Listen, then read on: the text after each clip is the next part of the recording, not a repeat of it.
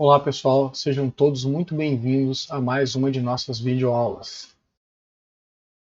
Na nossa videoaula de hoje nós vamos continuar tratando de listas encadeadas. Porém nós vamos ver uma variante dessas listas que seriam denominadas listas ordenadas. Então, com base nos conhecimentos que nós adquirimos através das nossas videoaulas anteriores, é absolutamente factível que a gente implemente um novo tipo abstrato de dados, que a gente pode denominar, por exemplo, como lista enc-ord, e nada mais vai ser do que uma lista encadeada ordenada. O que significa isso? Significa dizer que os elementos da minha lista, por exemplo, imaginemos uma lista cujos valores contidos nos nós são valores inteiros. Então eu posso ter uma lista ordenada de forma crescente ou decrescente. No caso do exemplo de uma ordenação crescente dos elementos, significa dizer que o valor contido no primeiro elemento da lista é um valor menor ou igual ao valor contido no segundo, que por sua vez tem um valor menor ou igual ao valor contido no terceiro, e assim por diante. Só que aqui eu faço uma ressalva, que, por exemplo, nós podemos ter listas onde os elementos são registros de alunos de uma instituição de ensino.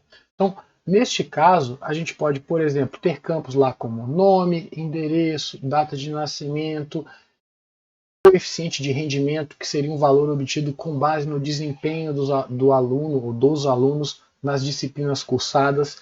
E aí eu posso fazer, por exemplo, um ordenamento crescente com base no nome. Então, vou ordenar lexicograficamente todos os meus nós com base nos nomes dos alunos. Posso, por exemplo, desejar construir uma lista que vai determinar a prioridade que os alunos vão ter na seleção de disciplinas, horários, professores. E aí eu posso fazer uma ordenação decrescente com base no coeficiente de rendimento desses alunos. Tá certo? O fato é que, para elucidar o que eu acabei de falar, a gente vai ver agora a definição do tipo abstrato de dados que nós vamos denominar lista enc-ord. Tá certo? Então temos aqui, né, a definição do que vem a ser o tipo nodo.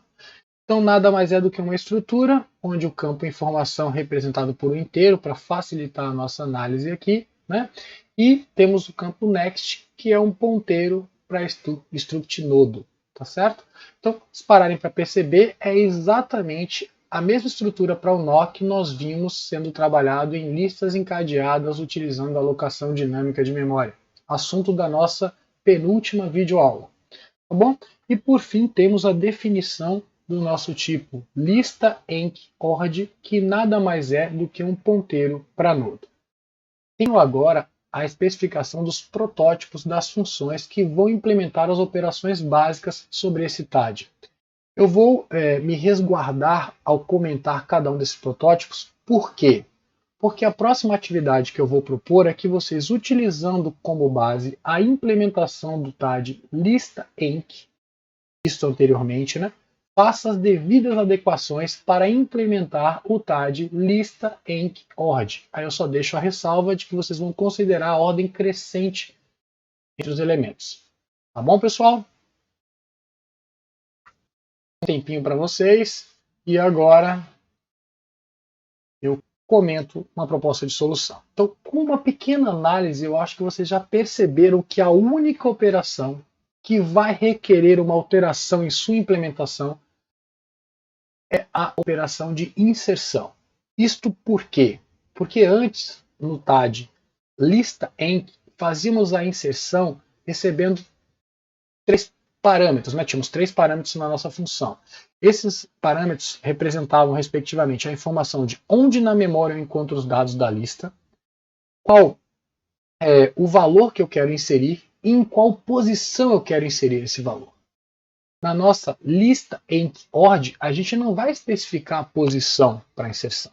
A posição para inserção ela vai ser inferida com base nos valores que já se encontram na lista e no valor que se deseja inserir. Tá certo? Então vamos à implementação propriamente dita. Então, temos ali, como eu mencionei, o protótipo, né? Nossa função vai retornar um void, vai receber um ponteiro para a lista enc-ord. Por que é um ponteiro? Porque pode ser que esse valor que eu esteja inserindo seja um novo primeiro ou o primeiro elemento de uma lista vazia. Então eu preciso saber aonde na memória se encontra o endereço do primeiro, porque eu posso ter que alterar esse valor. Tá bom, pessoal?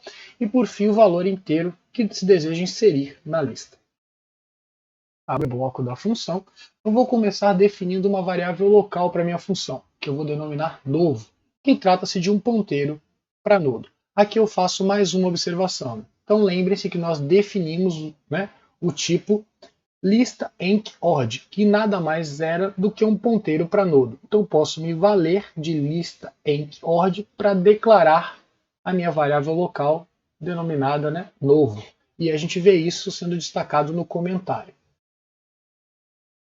Então temos agora a tentativa de alocação de uma área de memória para armazenar esse novo elemento da lista. Por que eu digo uma tentativa? Porque nós já vimos que nem sempre, né, o malloc vai conseguir reservar a área de memória solicitada. Nesse caso, né, a área de memória que representa o tamanho em bytes do tipo de um nodo. Né? E aí, se porventura a malloc não conseguir reservar essa área de memória, o retorno não vai ser o endereço inicial da área, já que ela não foi reservada, e sim o valor null. E aí vimos, né, nós sabemos que null representa falso. E aí falso negado vai ser verdadeiro, eu vou entrar no meu if. Tá certo, pessoal? Por isso que eu tenho ali a negação do conteúdo da variável novo. Se eu entrei no if, significa que a reserva de área de memória não foi possível, eu informo isso ao usuário, através de uma mensagem na saída padrão. No caso da minha implementação, eu vou fazer a opção pela finalização da execução do meu código. Então tenho ali o meu exit. Tá bom, pessoal? Fecho o bloco do meu if e aí vou ter agora o meu else. Né? Na verdade, perdão, eu não tenho else. Né? Se eu não entrei no if, eu não finalizei, tudo que segue equivale ao meu else. Então, nesse caso, o que eu vou fazer? Atribuir o valor ao campo inf do nodo que eu acabei de reservar. Tá certo, pessoal?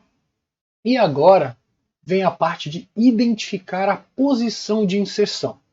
Para isso eu vou me valer de uma nova tela. Temos inicialmente ali o nosso if, que vai representar o quê? A identificação se o valor a ser inserido vai ser inserido na primeira posição. Então isso pode ocorrer em duas situações. A primeira situação é quando eu estou inserindo o valor em uma lista vazia, tá certo? A segunda é quando eu estou inserindo o valor que é menor do que todos os demais constantes na minha lista. Então ele vai ser o novo primeiro. Bom, e essa expressão lógica no meu if determina essas duas situações. Então, primeiro, né, operando para o meu ou, é asterisco PL igual a null. Então, trata-se da verificação se a minha lista é vazia. Tá? O segundo parâmetro para o meu ou, o segundo operando para o meu ou, é a verificação de se o valor que eu quero inserir é menor do que o campo inf do meu primeiro elemento. Isso significa dizer que eu estou verificando se o valor que eu quero inserir é menor do que todos os demais inseridos na lista, já que essa minha lista está ordenada de forma crescente. Tá bom? Aqui eu faço só uma ressalva, né, que vai ser relevante até para outros pontos da nossa videoaula de hoje, que é a avaliação de expressões lógicas feitas pela linguagem de programação C. É uma avaliação que nós denominamos avaliação preguiçosa. O que significa isso? Quando avaliamos uma expressão lógica com ou, né, sabemos que se o primeiro argumento para o meu ou for verdadeiro, o valor do segundo argumento é irrelevante. Por quê? Verdadeiro ou verdadeiro resulta em verdadeiro e verdadeiro ou falso resulta também em verdadeiro. E aí, sabendo disso, a linguagem de programação C, ao avaliar uma expressão lógica, né, com ou e verificar que o primeiro operando é verdadeiro, ela não se dá ao trabalho de verificar o segundo operando. Então isso é muito relevante, por quê? Porque se nós tivéssemos uma lista vazia e buscássemos verificar o nosso segundo operando, estaremos referenciando null em busca do campo inf. Tá bom, pessoal? Isso seria um problema. Mas não vai acontecer pela avaliação preguiçosa implementada na linguagem de programação C. Seguindo adiante, então se eu entrei no meu if, significa que eu tenho um elemento que vai ser inserido na primeira posição. Aí o que eu faço? Não me importa se eu estou inserindo esse elemento na primeira posição de uma lista vazia ou uma lista que já tem algum elemento. Eu simplesmente vou consultar o endereço que está armazenado como sendo o primeiro da lista, que pode ser null numa lista vazia ou diferente de null em uma lista não vazia, e vou armazenar, né, este endereço do primeiro elemento como próximo do nodo que eu estou inserindo. Pronto.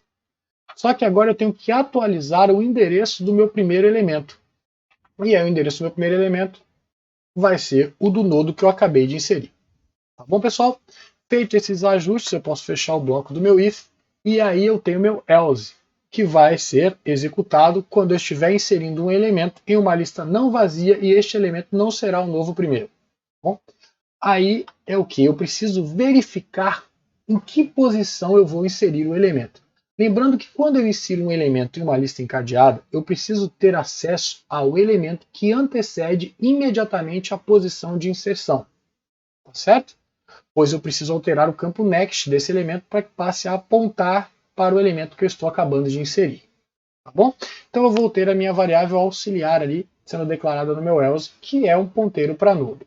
Neste meu for, eu vou percorrer a lista em busca do elemento que se encontra na posição imediatamente anterior à posição de inserção. Então vamos ver. Eu inicializo o aux com o endereço do meu primeiro elemento. Eu sei que ao menos existe um elemento nessa minha lista, por quê? Porque eu não entrei no meu if lá do início da nossa tela. Bom? Então eu tenho uma lista que tem pelo menos um elemento. Isso é relevante porque, ó, na minha expressão lógica do for, olha o que eu faço. Eu já referencio o aux, então aux deve ter um valor válido, para o meu campo next, e aí agora eu faço o quê? Comparo para ver isso com null para ver se tem um próximo, né? Então, se esse meu elemento tem um próximo, aí eu vou verificar agora o conteúdo do campo inf desse próximo a este elemento, para verificar se o valor é inferior ao valor que eu quero inserir. Se isso acontecer, eu entro no for.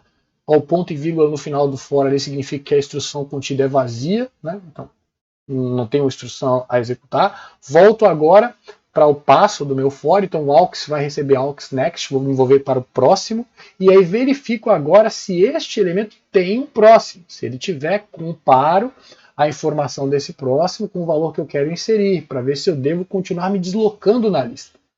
Em resumo, eu vou sair desse for em duas situações. Uma, eu cheguei ao final da lista e constatei que o valor que eu quero inserir é superior a todos até então contidos na lista. Vai ser um novo último. Ou eu saí do for porque eu localizei um elemento na lista cujo o seu próximo tem um valor que é o que, pessoal? Inferior ou superior ao valor que eu quero inserir? Superior ou igual ao valor que eu quero inserir. Certo? E aí, nesse caso, eu encontrei a posição do elemento que se encontra imediatamente antes da posição de inserção. Tá? Então, dito isso, agora eu vou fazer os ajustes na minha lista. Então, por exemplo, vou imaginar que eu saí do for e o endereço que eu tenho em aux é o endereço do segundo elemento da lista. Isso significa que eu quero inserir um novo terceiro. Tá certo? Aí o que vai acontecer? O próximo desse meu aux deve ser o próximo do elemento que eu estou inserindo agora. Vocês concordam? Porque o antigo terceiro vai ser agora o novo quarto. Então é isso que eu faço. Ó. Novo next vai receber aux next.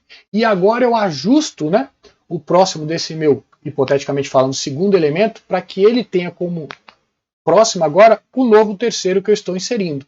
Então, aux next vai receber novo. Tá bom, pessoal? Aí sim eu fiz os ajustes necessários na minha lista. Vou fechar o meu else e fechar o bloco da minha função. Espero que todos tenham entendido. Caso não tenham, né, solicito que revejam a explicação. Tá bom, pessoal? Sigam adiante. Seguindo adiante, agora eu vou pedir que vocês implementem nesse nosso novo TAD, né, lista enc ord, a seguinte operação, cujo protótipo é o quê? Né? O tipo de retorno dessa função é int. O nome que vocês devem dar a ela é hat, underline com, underline base, underline no, underline valor. Então retire com base no valor, essa é a intenção. E essa função vai receber, né, o endereço de onde se encontra o primeiro elemento da lista e o valor que se deseja remover da lista. Tá certo? O fato é o seguinte, essa função pode receber um valor que não está contido na lista. Então a remoção não vai ocorrer. E aí a função deve retornar zero. Porém, pode ser que esse valor esteja contido na lista, né, que se deseja remover. E a remoção vai ocorrer. Aí o retorno da função vai ser 1. Tá? Eu vou retornar 1, que vai representar o verdadeiro, no caso da retirada do elemento ter sido possível e efetuada, e vou retornar 0, que representa o falso, caso o valor que eu desejava remover ou retirar da lista não estava contido na mesma. Tá bom, pessoal? Vamos lá, tempinho para vocês. E vamos agora à implementação. Então já foi destacado o protótipo. O que eu quero destacar agora é que a gente vai ter algumas variáveis locais para auxiliar na nossa implementação. Então, primeiro a gente vai ter ali um ponteiro para nodo, a gente vai inicializar com o endereço do primeiro elemento. Vamos ter depois a variável local k, né, com o identificador k, que é um inteiro, e a gente está inicializando com o valor 1. A gente já vai entender o porquê dessa variável, o porquê da inicialização com o valor 1. Tem um for agora que visa, né, localizar o elemento que porventura anteceda o elemento da lista que tem o valor que a gente quer retirar. Primeiro eu destaco o fato de que eu não vou ter inicializações no meu for, porque eu já fiz as inicializações nas declarações das variáveis locais. Tá bom, pessoal? Mas poderia muito bem ter atribuído, né, o valor inicial para aux para cá aqui no meu for, né, entre a abertura de parênteses e o primeiro ponto e vírgula. Tá? Nesse caso eu não coloquei, só para vocês se recordarem disso. Tá? Seguindo adiante, tem uma minha expressão lógica ali, né, que está fazendo qual verificação? Primeiro, aux tem um endereço válido? Existe um elemento sendo apontado por aux? Que, por exemplo, eu posso estar tentando retirar o valor de uma lista vazia. Então, logo quando eu entro ali, aux vai ter nulo. Agora, se não, se essa lista tem, né, ao menos um elemento inicialmente, aí o que eu faço? Vou agora verificar a informação desse elemento. Se a informação desse elemento for menor ou igual ao valor que eu quero retirar, o que eu vou fazer? Eu vou entrar no meu for. Aí eu verifico no if se o valor que eu pretendo retirar é o valor que eu tenho no elemento apontado por aux. Se corresponde ao valor, opa, localizei o elemento que eu devo retirar. Lembre-se que eu falei que a gente tem as operações básicas, e aí com base nas operações básicas a gente pode implementar outras operações. A gente já implementou a retirada com base na posição, não é isso? E aí eu posso me valer da retirada com base na posição para implementar a retirada com base no valor. Porque, por isso que eu tenho aquele meu k e inicializei ele com 1. Se eu cheguei no for e já identifico que o valor que eu quero retirar é o valor contido no primeiro elemento, opa, eu simplesmente chamo a função hat, passando a minha lista e a posição que eu quero remover o elemento, que é o valor de k.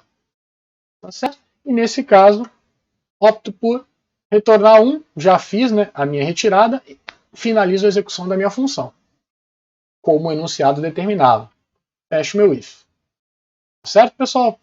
Mas pode acontecer de que eu vou percorrendo toda a minha lista e em momento nenhum eu vou localizar o valor v como pertencente aos elementos, né, da minha lista. E aí eu não vou entrar em momento nenhum no meu if, consequentemente não vou executar o meu return e finalizar a execução. Então eu tenho por fim lá return 0. Antes de seguir adiante, eu quero só fazer uma pequena ressalva. Tem um detalhe nessa implementação aqui. Vocês conseguem identificar uma peculiaridade com relação a essa implementação. Para ficar mais claro, nessa nossa lista ordenada, é possível que um valor apareça mais de uma vez na lista. Então, vou imaginar que eu tenho lá minha lista pode ter os valores 1, 3, 5, 5, 7. E eu posso querer retirar o valor 5 dessa lista. Aí no caso dessa implementação, o que vocês acham que vai acontecer? Me digam aí, ou pensem, né, porque vocês não podem me falar. Podem até colocar nos comentários, né, se preferirem. Mas bom, o fato é que vai ocorrer a retirada apenas da primeira ocorrência do valor. Então, no caso, eu vou retirar o primeiro dentre os dois 5 que eu comentei que existiriam. Tá certo? Então, eu vou deixar aqui em destaque, né, que a solução apenas remove a primeira ocorrência do valor. Eu acho que vocês têm que praticar, né? Então agora eu quero que vocês efetuem uma nova implementação da função hat com base no valor, onde, caso exista mais de uma ocorrência do valor a ser removido, todas sejam retiradas da lista. Nesse caso, se ao menos uma remoção foi efetuada, a operação retorna 1. Caso contrário, retorna 0. Tá bom, pessoal? Então, para vocês aí. Vamos para a proposta de solução. Então, temos, né, o mesmo protótipo inicial. O único detalhe que eu vou ressaltar é que para essa alteração a gente vai ter mais uma variável local, que a gente vai denominar retorno. E eu vou inicializar com 0. Meu for, mesma estrutura inicial ali. Meu if, mesma expressão lógica. O detalhe é que eu vou fazer a retirada também do valor, usando hatch, só que após a retirada eu não vou executar return e retornar o valor 1. Eu vou apenas atualizar o valor da variável retorno para 1. E eu fecho meu if. Então isso faz com que o quê? Eu siga executando o meu for para os valores que vão ser replicados. Então no caso do meu exemplo lá, onde eu tinha o valor 13557, eu vou entrar 2 vezes nesse if e remover as 2 ocorrências do valor 5. Tá bom? E aí sim, após esse for, eu tenho return, retorno. E aí se porventura nenhuma vez foi ocorrido, né, a execução do que tinha dentro do if, então nenhuma vez essa expressão lógica resultou em verdadeiro, o valor que eu queria retirar não estava presente na lista, em momento nenhum o valor de retorno foi atualizado para 1. E aí eu vou retornar 0. Tá bom, pessoal? Então, a nossa videoaula de hoje acaba aqui. Espero que vocês tenham, né, gostado. E a gente vai se ver na nossa próxima videoaula.